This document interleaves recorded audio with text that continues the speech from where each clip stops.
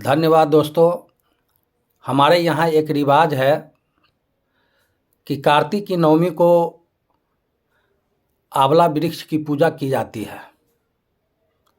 कार्तिक के नवमी के दिन सभी महिलाएं आंवला वृक्ष के नीचे रहकर खाना बनाती है।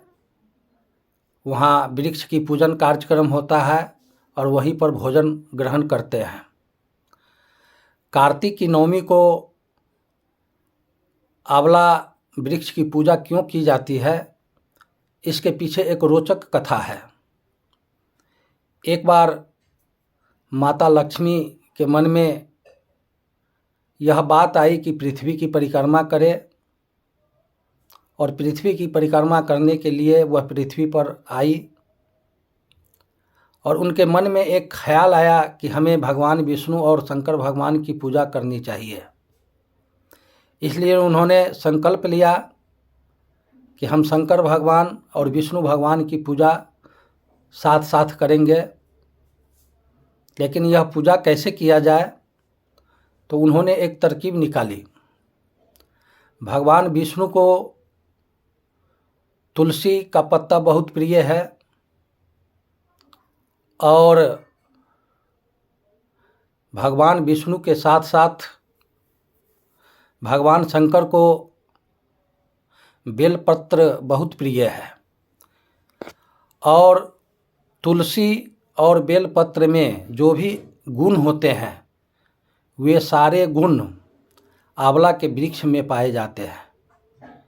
इसलिए इन्होंने फैसला किया कि हमें आंवला के वृक्ष की ही पूजा करनी चाहिए, ताकि दोनों भगवान एक साथ प्रसन्न रहे।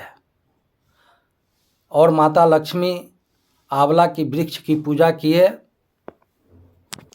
यह पूजन कार्य कार्तिक के नवमी तिथि को किया गया और उसी दिन से कार्तिक के नवमी को हर साल हमारे यहाँ एक रिवाज है कि आंवला के वृक्ष की पूजा की जाती है। उस दिन महिलाएं वृक्ष के नीचे भोजन बनाती है, आंवला की वृक्ष की पूजन कार्यक्रम होता है और सभी लोग आंवला के वृक्ष के नीचे बैठकर भोजन को प्रसाद के रूप में ग्रहण करते हैं। इसी दिन कार्तिक की नवमी को शंकराचार्य ने कनकधारा स्रोत की रचना की थी। एक बार शंकराचार्य ने एक गांव में भिक्षा मांगने के लिए गए। एक झोपड़ी के आगे जाकर गेट के पास खड़े हो गए और भिक्षाम देही की आवाज़ लगाने लगे। अंदर से एक बूढ़ी महिला निकल कर आई। उसके पास भिक्षा देने के लिए कुछ भी नहीं था। घर में उन्होंने नज़र दौड़ाया तो एक सूखा हुआ आंवला पाया और वही सूखा हुआ आंवला लेकर शंकराचार्य की झोली में डाल दिया और कहा, बेटा हमारी स्थिति ठीक नहीं है, घर में एक सूखा आंवला था, भिक्षा के रूप में मैं तुम्हें दे रही हूँ।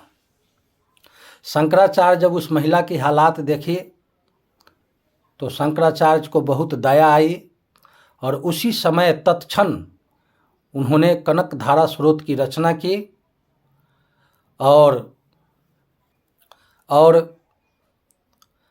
प्रार्थना की। माता लक्ष्मी को आने के लिए उन्होंने आह्वान किया। उनकी प्रार्थना स्वीकार की गई और माता लक्ष्मी वहाँ प्रकट हो गई। शंकराचार्य ने माता लक्ष्मी से निवेदन किया कि आप इस गरीब महिला की दरिद्रता को दूर कर दे, इनकी गरीबी को दूर कर दे।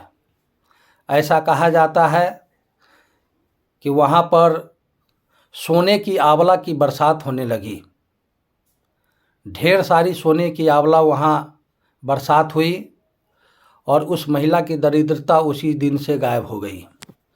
इस प्रकार हम देखते हैं कि आंवला वृक्ष की पूजन कार्यक्रम हमारे देश में प्राचीन काल से ही होता चला आ रहा है और कार्तिक की नवमी से लेकर के पूर्णिमा तक आंवला में भगवान विष्णु जी निवास करते हैं और इस अवधि में महिलाएं आंवला वृक्ष की पूजा करती है और उन्हें मन वांछित फल मिलता है। इसलिए हम सभी को आंवला वृक्ष की पूजा करनी चाहिए। जय हिंद दोस्तों, जय हिंद।